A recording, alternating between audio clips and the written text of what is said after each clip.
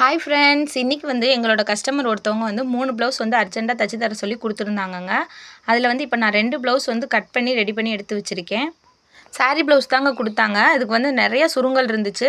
இதை நான் first iron பண்ணி நல்லா நீட்டாக எடுத்து வச்சுக்கிறேன். எப்போவுமே நம்ம ஒரு வேலை செய்கிறோம் அப்படின்னா அந்த வேலையில் ஃபஸ்ட்டு நமக்கு பிடிச்ச மாதிரி அந்த வேலையை நம்ம ஆக்கிக்கிறணும். இவ்வளோ சுருங்கல் இருக்க ப்ளவுஸை நான் அப்படியே தச்சு கொடுக்கலாம். ஆனால் பின்னாடி லைனிங்கோட அது ஸ்டிச் ஆகாமல் தனியாக தெரிஞ்சிரும். நெக்ஸ்ட் டைம் நம்மகிட்ட ப்ளவுஸ் கொடுக்க ரொம்பவே யோசிப்பாங்க. அதனால கொஞ்சம் நம்ம சோம்பேறித்தனத்தை தூரமாக போட்டுட்டு இதை ஒரே ஒரு தடவை அயன் பண்ணிட்டோம். ஒரு தடவை நம்ம அயன் பாக்ஸ் போட்டோம் அப்படின்னா எந்தெந்த துணியெல்லாம் அயன் பண்ணணுமோ அதெல்லாம் நான் எடுத்து வச்சுட்டு அதுக்கப்புறம் தாங்க நான் அயன் பண்ண ஆரம்பிப்பேன். நான் பசங்கள்லாம் தூங்கினதுக்கு அப்புறம் தான் நான் லைனிங் ப்ளவுஸ் தைக்க ஆரம்பித்தேன். பசங்க 2 பேருமே காலையிலையும் ஸ்கூலுக்கு போயிடுறாங்க. கொஞ்சம் நேரம் தான் நம்ம கூட இருக்காங்க. நைட்டும் கொஞ்சம் நேரம் தான் நம்ம கூட இருப்பாங்க. அந்த டயத்தில் நான் தச்சிட்டு இருந்தேன் அப்படின்னா அவங்க அப்செட் ஆயிடுவாங்க.